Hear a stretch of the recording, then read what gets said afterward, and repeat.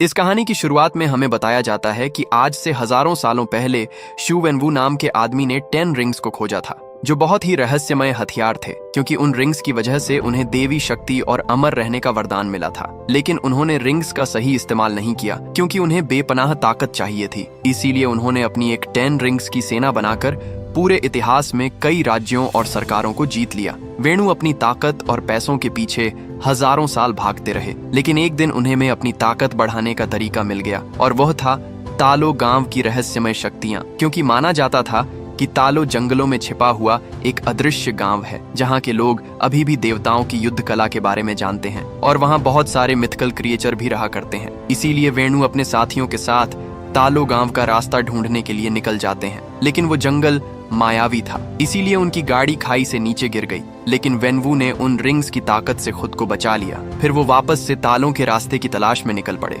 जहां उनकी मुलाकात यिंगली से हुई, जो तालों की गार्डियन थी। वेनवू ने उससे तालो गांव का रास्ता पूछा, लेकिन यिंगली ने उसे तालों का रास्ता बताने से मना कर दिया और कहा कि तालों में आपके लिए कोई जगह नहीं है। इसी बात को लेकर उन दोनों में लड़ाई शुरू हुई, लेकिन यिंगली ने तालों की शक्तियों से वेणु को हरा दिया। मगर इस लड़ाई में उन दोनों को एक दूसरे से प्यार हो गया, और उन दोनों के 2 बच्चे हुए। शंग-ची और श्यालिंग वेणु को अब अपना परिवार मिल गया था, इसीलिए उसने अब सब बुरे काम छोड़ दिए और उन रिंग्स को भी एक बॉक्स में बंद कर दिया। अब वो खुशी से रहने लगे थे। शांग अपनी माँ से पूछता है कि अगर डैड के रिंग्स इतने ताकतवर थे तो आपने उन्हें कैसे हरा दिया। तो यिंगली उसे बताती है कि जहां से मैं हूं वहां के सभी लोगों को महारक्षक ड्रैगन की जादुई शक्तियों का वरदान मिला है, और जिस पर हमारे ड्रैगन की कृपा होती है वह कहीं बड़े बड़े कारनामे कर सकता है। यिंगली अपने बेटे को एक लॉकेट देती है और उसे कहती है कि जब भी तुम्हें लगे कि तुम रास्ते से भटक गए हो तो तुम्हें घर का रास्ता दिखाएगा, इसीलिए हमेशा इसे अपने पास रखना। अभी इनका पूरा परिवार खुश था, लेकिन एक दिन जब वेणु घर पर नहीं थे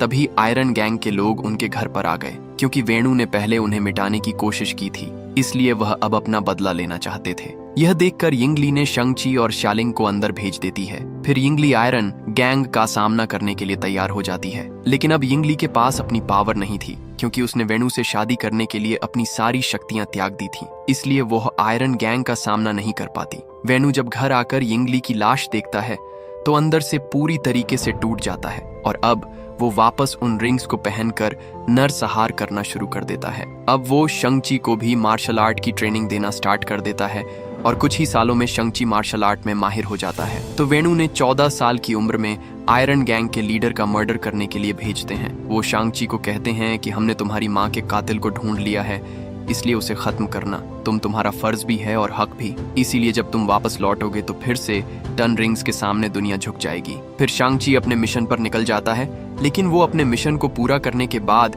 सेंट फ्रांसिस को भाग जाता है, क्योंकि उसे लगता था कि वो यह सब गलत कर रहा है, और अपना नाम बदलकर शोन रख लेता है। फिर हमें प्रेजेंट का सीन दिखाया जाता है, जहां शंग सुबह जल्दी उठकर केटी के घर की तरफ निकल जाता है, क्योंकि वो और केटी पिछले 10 सालों से काफी अच्छे दोस्त हैं, और अब वो साथ में कार पार्क करने का काम किया करते थे। एक दिन जब वो बस से अपने काम पर जा रहे होते हैं तो कुछ 10 रिंग्स आदमी के लोग उन पर हमला कर देते हैं, जिन्होंने शंग-ची के गले में लगे लॉकेट को लेने के लिए भेजा था। शांग उन्हें वो लॉकेट नहीं देना चाहता था, क्योंकि उसकी माँ की आखिरी निशानी थी, इसीलिए उस पर हमला कर देता है और उन सभी आदमियों को मार देता है। लेकिन तभी रेजर फिस्ट उस पर हमला कर देता है, क्योंकि रेजर फिस्ट 10 रिंग्स का सबसे खतरनाक योद्धा था और उसकी तलवार किसी भी चीज को काट सकती थी। शंग उसके वार से बचता जाता है, लेकिन रेजर फिश की तलवार की वजह से उस बस के ब्रेक फेल हो जाते हैं, जिससे वो बस आउट ऑफ कंट्रोल हो जाती है और बस ड्राइवर भी बेहोश हो जाता है।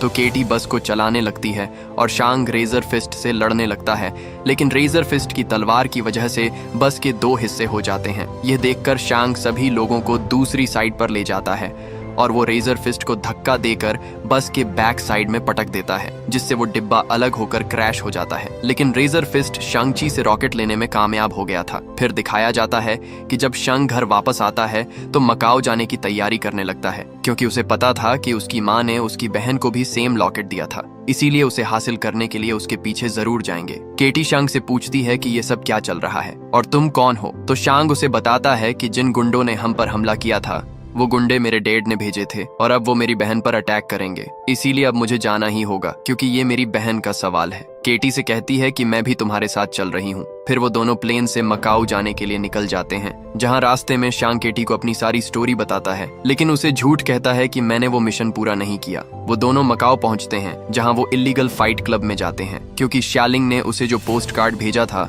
उस पर यही का एड्रेस था। शांग केटी के साथ लिफ्ट से ऊपर जाता है, लेकिन धोखे से शांग से कॉन्ट्रैक्ट शांगो 9 करवा लिया जाता है, क्योंकि शांग ने बस में जो फाइट की थी उसका वीडियो वायरल हो गया था। इसलिए उसे फाइट के लिए तैयार करते हैं, क्योंकि उनकी एक कंपनी डार्क वेब पर लाइव स्ट्रीम करती थी, जिस पर बहुत से लोग बेटिंग लगाते हैं। शांग जी जब फाइट के लिए ग्राउंड में जाता है तो उसका कंपीटिटर और कोई नहीं बल्कि उसकी बहन शालिंग ही होती है, जो शांग से बहुत गुस्सा थी, क्योंकि वो मिशन पर जाने से पहले उसे यह कहकर गया था कि वह 3 दिन में वापस आ जाएगा, लेकिन वह वापस नहीं लौटा। इस बात से गुस्सा होकर शालिंग उसे बहुत मारती है, जिससे शांग उस लड़ाई में हार जाता है। फिर मैच खत्म होने के बाद शालिंग जब शांग से मिलती है तो उसे पूछती है कि तुम मुझसे क्या चाहते हो, तो शांग उसे कहता है कि 10 रिंग्स आर्मी ने सैन फ्रांसिस्को में मुझ पर हमला किया था और वो मेरा लॉकेट ले गए, और अब वो तुम्हारे पीछे आएंगे, क्योंकि तुम्हारे पास भी मॉम का सेम लॉकेट है और जरूर डैड हमारे लॉकेट से कुछ बुरा करना चाहते हैं। तो शालिंग उसे कहती है कि जब तुम मुझे अकेला छोड़कर गए थे तब मुझे तुम्हारी जरूरत थी, लेकिन तुम नहीं लौटे तो मैं समझ गई कि मुझे तुम्हारी कोई जरूरत नहीं है और मैंने जगह अपने दम पर बनाना ही है, इसीलिए ना तो मुझे पहले तुम्हारी जरूरत थी और ना अब है। तो शांग उसे कहता है कि फिर तुमने मुझे वो पोस्ट कार्ड क्यों भेजा, तो शालिंग उसे कहती है कि ये पोस्ट कार्ड मैंने तुम्हें नहीं भेजा। तो इससे शांग समझ जाता है कि उसके डैड ने उसे फंसाया है। तभी वहाँ 10 रिंग्स के लोग आकर उन पर हमला कर देते हैं, लेकिन शालिंग अपने साथियों के साथ वहाँ से निकल जाती है, मगर वो शांग और केटी को वहाँ अकेला छोड़ देती है। शांग वहाँ से भागने के लिए बिल्डिंग का कांच तोड़ देता है। वो केटी को भी बाहर आने को कहता है, लेकिन के बेटी डर रही होती है, क्योंकि उसे बांस की डंडियों पर चलना था। तो शांग उसे कहता है कि एक बार हम नीचे चले गए तो हम यहाँ से भाग सकते हैं, तो केटी भी मान जाती है। फिर वो दोनों साथ में लिफ्ट तक जाने लगते हैं, लेकिन तभी 10 रिंग्स आर्मी के लोग उन्हें देख लेते हैं। तो शांग केटी को कहता है कि तुम आगे जाओ, मैं इन्हें रोकता हूँ। फिर शांग सभी लोगों से लड़ने लगता है। केटी जब आगे जाने लगती है तो एक फाइटर उस पर अटैक करके उसे नीचे गिरा देता है, लेकिन तभी शेलिंग वहाँ आकर उसे बचा लेती है। फिर शालिंग और शांग साथ में रिंग्स आर्मी के साथ लड़ने लग जाते हैं। शांग शेलिंग से कहता है कि तुम तो हमें मरने के लिए छोड़ गई थी, तो शेलिंग उसे कहती है कि अब तुम समझ गए होंगे कि जब कोई मुसीबत के वक्त तुम्हें छोड़कर चला जाता है तो कैसा लगता है। फिर वो दोनों मिलकर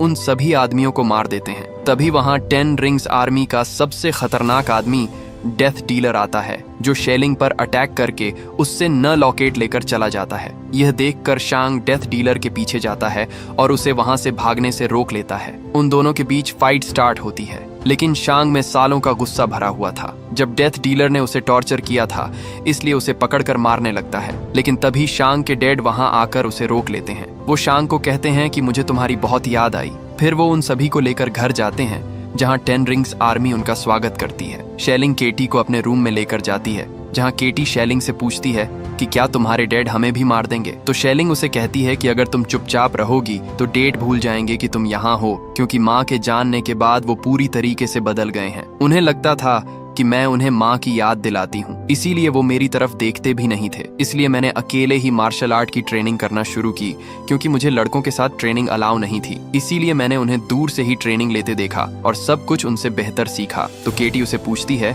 कि तुमने घर कब छोड़ा, तो उसे बताती है कि 16 की उम्र में मैं यहाँ से भाग गई थी, जब मुझे लगा कि अब मेरा भाई कभी वापस नहीं आएगा। फिर वो सभी साथ में डिनर करते हैं। शांग अपने डैड से पूछता है कि आपने मुझे ढूंढा कैसे। तो वेणु कहते हैं कि मेरी तुम दोनों पर कब से नजर थी, इसलिए अब वक्त आ गया है कि तुम अपने पिता के साथ खड़े हो जाओ। तो शांग उन्हें कहता है कि ये कभी नहीं होगा। तो वेणु उन्हें एक रूम में लेकर जाते हैं, जहां उन्हें कहते हैं कि जब तुम दोनों घर से भाग गए तो मुझे तुम्हारी माँ की याद और ज्यादा सताने लगी थी, इसलिए मैं उसके गांव तालों के बारे में और ज्यादा पढ़ने लगा, जिससे मुझे पता चला कि वहाँ पहाड़ों की गहराई में एक दरवाजा है, जिसके पीछे तुम्हारी माँ को तालों के लोगों ने कैद कर रखा है। तो शांग और शेलिन को उनकी बातों पर यकीन नहीं होता। तो वेणु कहते हैं कि पहले मुझे भी यकीन नहीं था, लेकिन जब मैंने एक दिन अपने काम में डूबा हुआ इस रूम में बैठा था, तब मुझे तुम्हारी माँ की आवाज सुनाई दी, जैसे कि वो बिल्कुल यहीं मौजूद हो। उसने कहा कि उसे मेरी मदद चाहिए। तो शांग उन्हें कहता है कि माँ के गांव वाले ऐसा क्यों करेंगे। तो वेणु उन्हें बताते हैं कि जब हमें प्यार हुआ तो तुम्हारी माँ चाहती थी कि हम तालों में साथ रहे, इसलिए उसने अपने बुजुर्गों से इजाजत मांगी, पर उन्होंने मना कर दिया। उन्होंने कहा कि मैं इस लायक नहीं हूँ। इससे वेणु को लगता है कि यिंग ली आज भी जिंदा है, लेकिन तालों के लोगों ने उसे कैद कर रखा है। तो शांग अपने डैड को समझाता है कि मोम अब जा चुकी है। तो वेणु उन्हें होल में लेकर जाते हैं, जहां उनकी मोम के दिए हुए लॉकेट को जैसे ही ड्रैगन की आंखों में लगाते हैं तो उसमें से बहुत सारा पानी निकलकर अचानक से फ्रीज हो जाता है, और जब वो पानी जैसे ही नीचे गिरता है तो उसमें से एक रास्ता बनने लगता है। तो वेणु उन्हें बताते हैं कि तालों का रास्ता एक भूल भुलैया है, लेकिन जंगल के बीच एक सीधा रास्ता भी है जो साल में सिर्फ एक बार एकादशी के दिन खुलता है। लेकिन उसके लिए पता होना चाहिए कि रास्ता कब और कहां खुलेगा। और अब मुझे दोनों पता है। फिर वो अपनी पूरी 10 रिंग्स आर्मी को कहते हैं कि आज से 3 दिन बाद हम मेरी वाइफ को उसकी कैद से आजाद करवाकर घर वापस लाएंगे। फिर वो शांग से कहते हैं कि मैं इसलिए तुम्हें यहाँ लाया हूँ ताकि तुम अपनी माँ को घर लाने में मदद कर सको। तो शेलिंग उन्हें कहती है कि अगर गांव वालों ने आपको रोकने की कोशिश की तो आप क्या करेंगे। तो वेणु कहते हैं कि अगर उन्होंने ऐसा किया तो पूरा गांव जलकर खाक हो जाएगा। तो शांग उन्हें कहता है कि इन बेकार की बातों से आप मोम के गांव में नहीं घुस सकते। तो वेणु गुस्सा होकर शांग और शेलिंग पर अटैक कर देते हैं और उन्हें जेल में कैद करने का ऑर्डर दे देते हैं। वेणु जब अपने रूम में जाते हैं तो उन्हें वापस से यिंगली की आवाज सुनाई देती है। वो उन्हें कहती है कि हम सब जल्द एक साथ होने वाले हैं। वहीं शांग, शेलिंग और केटी को जेल में बंद कर दिया जाता है, जहां शांग उन दोनों को कहता है कि अगर हम डेट से पहले तालो नहीं पहुंचे तो फैमिली की बची कुची निशानियां भी खत्म कर देंगे। तभी उन्हें वहां कुछ आवाजें सुनाई देने लगती हैं, और जब वो उस तरफ जाते हैं तो देखते हैं कि वहां एक कलाकार होता है जिसका नाम ट्रेवर स्लेटरी होता है। ट्रेवर उन्हें अपनी स्टोरी बताता है कि कुछ समय पहले एक प्रोड्यूसर ने उसे टेररिस्ट का रोल दिया था, लेकिन वो ट्रेवर को बेवकूफ बना रहा था क्योंकि वो प्रोड्यूसर खुद ही एक टेररिस्ट था। इसलिए जब ट्रेवर ने टेररिस्ट का रोल किया तो पुलिस को लगा कि वो एक टेररिस्ट है, इसलिए उन्होंने उसे पकड़कर जेल में डाल दिया और उसके बाद वेणु ने उसे वहां से छुड़वाया ताकि वो उसे मार सके। लेकिन जब ट्रेवर ने उनके सामने परफॉर्म किया तो उनका दिल पिघल गया, और तब से ही ट्रेवर उनके लिए हर हफ्ते शो करता है। तभी वहां एक मिथिकल क्रिएचर आ जाता है जिसे देखकर केटी और शांग काफी डर जाते हैं क्योंकि उसका सिर नहीं होता। तो ट्रेवर उन्हें बताता है कि ये मोरिस है और ये मुझसे बातें कर सकता है। फिर ट्रेवर उन्हें कहता है कि मोरिस कह रहा है कि ये तुम्हें जानता है क्योंकि ये तुम्हारी मोम के साथ तालों में बड़ा हुआ था, लेकिन तुम्हारे पिता ने मायावी जंगल में रास्ता ढूंढते वक्त इसे वहां से चुरा लिया था और अब ये चाहता है कि तुम इसे घर ले जाओ। तो शांग उन्हें कहता है कि अगर मेरे बस में होता तो मैं इसे वापस जरूर लेकर जाता, लेकिन मेरे डैड के हिसाब से वो रास्ता सिर्फ साल में एक ही बार खुलता है। तो ट्रेवर कहता है कि मोरिस कह रहा है कि यह तुम्हें अभी भी वहां लेकर जा सकता है और तुम उस भूल भुलैया को पार कर सकते हो, लेकिन यह बहुत खतरनाक है क्योंकि आज तक इसे कोई जीते जी पार नहीं कर पाया। तो केटी उसे कहती है कि हम यहाँ से कैसे निकलेंगे। तभी शेलिंग वहाँ सुरंग का रास्ता ढूंढ लेती है और वो शांग को बताती है कि डैड ने पूरे कॉम्प्लेक्शन की गाड़ी लेकर निकल जाते हैं, लेकिन गार्ड को इस बारे में पता चल जाता है, इसलिए वह वहाँ उन्हें रोकने के लिए आ जाते हैं। तो वो दूसरे रास्ते से वहाँ से भागने लगते हैं, लेकिन वो रास्ता सिर्फ फिंगरप्रिंट से ही खुलता था। इसलिए जब 10 रिंग्स आर्मी के लोग उन्हें रोकने की कोशिश करते हैं तो वो एक एक करके सबको मारने लगते हैं और एक आदमी की मदद से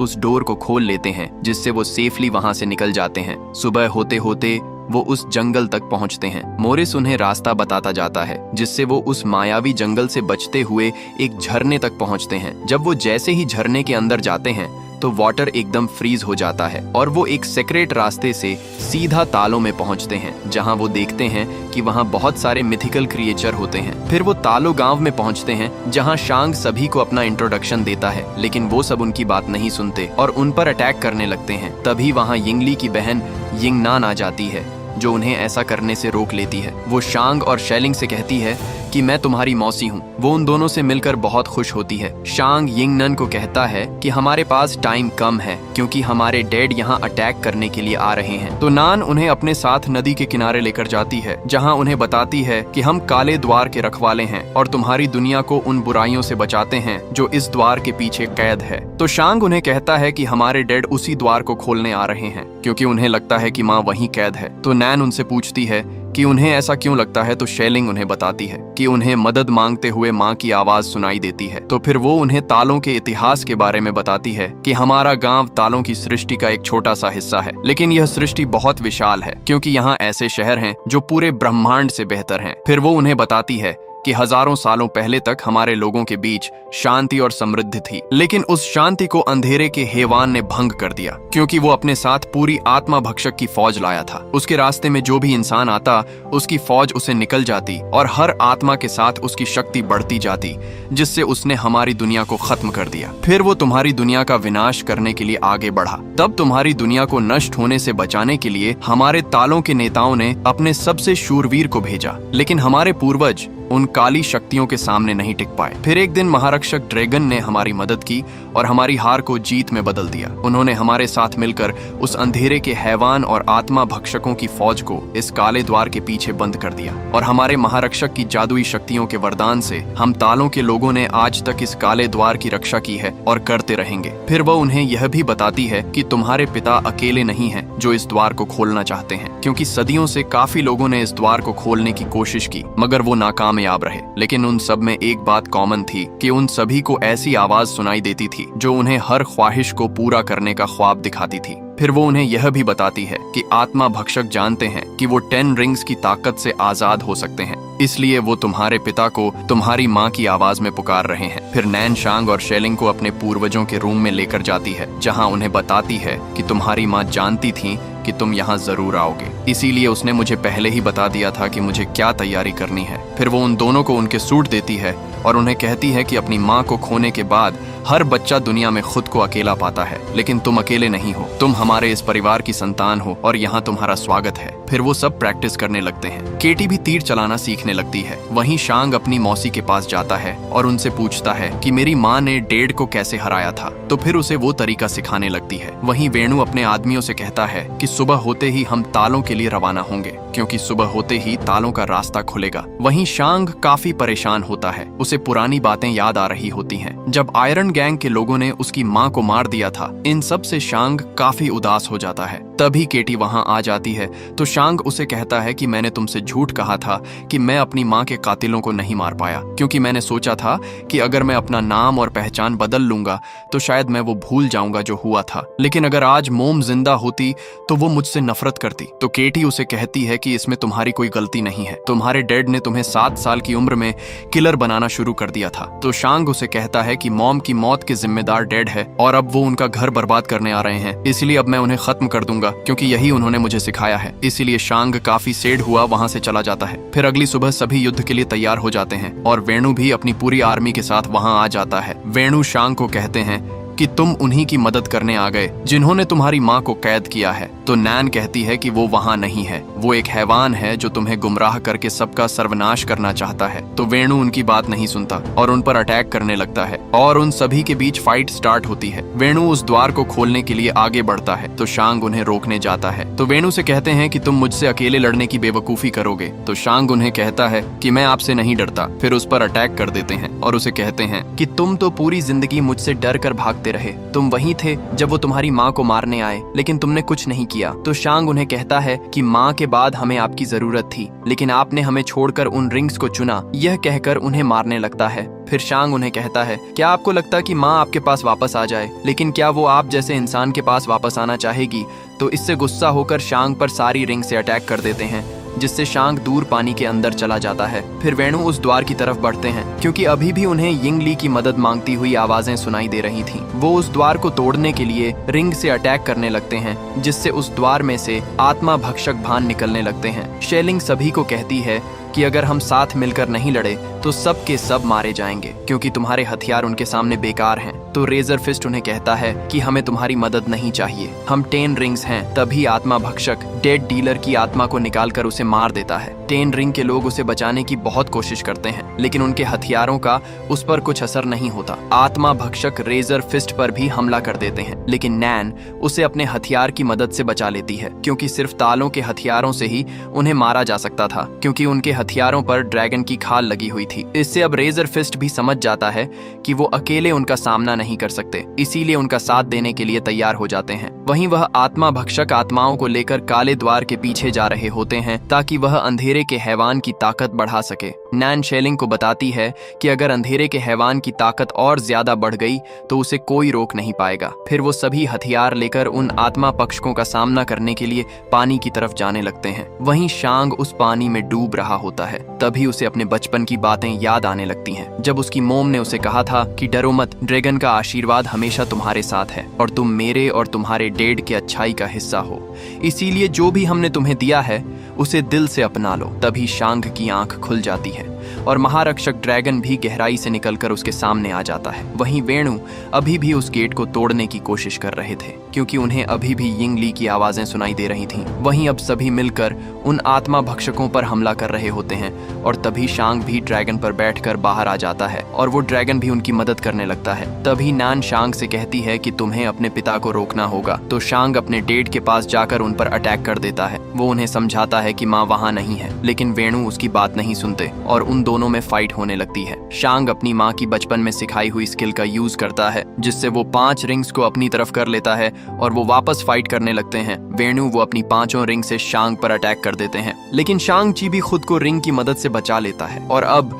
वो सारी रिंग्स को अपने वश में कर लेता है। लेकिन वो अपने डैड पर उन रिंग से अटैक नहीं करता और उन्हें नीचे फेंक देता है। वेणु शांग से कहते हैं कि मुझे उसे बचाना ही होगा क्योंकि वो मुझे पुकार रही है। तो शांग उन्हें कहता है कि काश ये सच होता। तभी अंधेरे का हैवान बाहर आ जाता है और वो वेणु और शांग के ऊपर अटैक करने लगता है, लेकिन वेणु उन रिंग्स की मदद से शांग को बचा लेते हैं। लेकिन वो ड्रैगन वेणु को पकड़ लेता है और वो उनकी सोल को खींचने लगता है। अब वेणु भी समझ गए थे कि वो गलत था, इसीलिए अपनी रिंग्स को शांग को दे देता है और उस ड्रैगन के हाथों मारे जाते हैं। तभी वो हैवान शांग पर अटैक करने लगता है, लेकिन तभी शेलिंग ड्रैगन पर बैठकर अंधेरे के हैवान पर अटैक कर देती है, जिससे वो हैवान इंसर्ट हो जाता है। क्योंकि अभी उसकी शक्तियां कम थीं, इसीलिए वो और लोगों की सोल खींचने के लिए गांव की तरफ बढ़ने लगता है। यह देखकर शांग उस काले द्वार को पत्थरों की मदद से बंद कर देता है और ड्रैगन पर बैठकर गांव की तरफ बढ़ने लगता है ताकि वो उसको रोक सके। ड्रैगन अपनी पावर से हैवान पर अटैक कर देता है और उसे अपनी पानी की शक्तियों से पकड़ लेता है। लेकिन तभी आत्मा भक्षक बहुत सारी आत्माओं को पकड़कर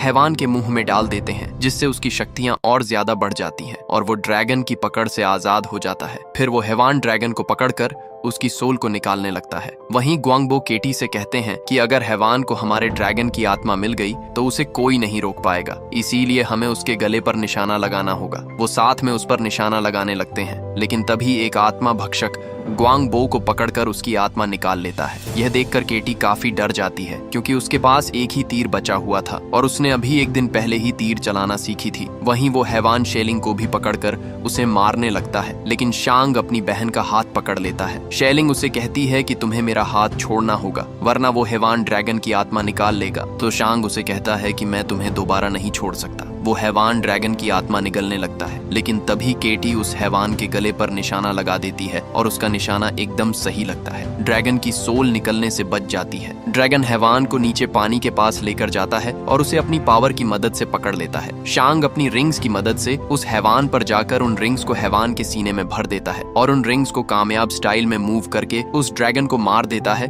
जिससे सारे आत्मा भक्षक भी मर जाते हैं। फिर ड्रैगन शेलिंग और शांग को लेकर किनारे पर आ जाता है, लेकिन इस लड़ाई में बहुत से लोग मारे जाते हैं। फिर रात को वो उन सभी लोगों को सम्मान देते हैं जिनकी वजह से उन्होंने नया सवेरा देखा था और अब वो ड्रैगन वापस आसमान में लौट जाता है, क्योंकि अब अंधेरे के हैवान का अंत हो चुका था। फिर हमें दिखाया जाता है कि शांग और केटी वापस सैन फ्रांसिस्को जाकर अपनी ये स्टोरी अपने दोस्तों को सुना रहे होते हैं, लेकिन उन्हें उनकी बातों पर यकीन नहीं होता और उनसे पूछते हैं कि अगर यह सच है तो तुम्हारी बहन कहाँ गई। तो शांग उन्हें कहता है कि वो तो घर गई है मेरे डैड के गैर कानूनी धंधे बंद करवाने के लिए, लेकिन उन्हें उनकी बातों पर यकीन नहीं होता। तभी वहाँ वंग उन्हें लेने के लिए आ जाते हैं। वंग शांग से पूछता है कि क्या तुम्हारे पास अभी भी वो रिंग्स हैं? तो रिप्लाई में शांग उन्हें कहता है कि अभी भी मेरे पास वो रिंग्स है। फिर शांग और केटी वंग के साथ वहाँ से चले जाते हैं। ये देखकर वहाँ सभी शॉक्ड हो जाते हैं और यहीं पर ये मूवी एंड हो जाती है।